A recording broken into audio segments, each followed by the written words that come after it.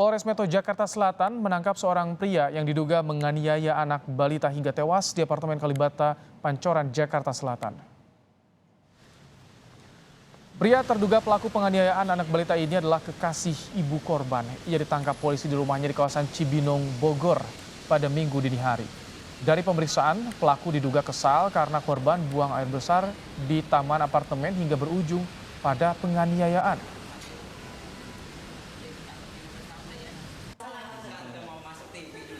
Atau yang diduga melakukan adalah teman dekat ibu dari korban. Kemudian setelah adik kecil atau korban dititipkan bermain di taman.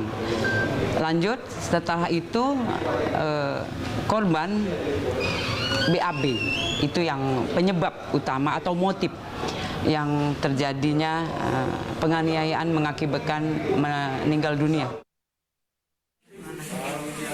Suasana haru menyelimuti persemayaman anak balita perempuan berusia 2 tahun 6 bulan yang tewas karena dianiaya kekasih ibunya. Meski sempat dibawa ke rumah sakit, anak balita perempuan ini meninggal dunia akibat luka di bagian kepala. Kasus penganiayaan ini masih terus diselidiki polisi.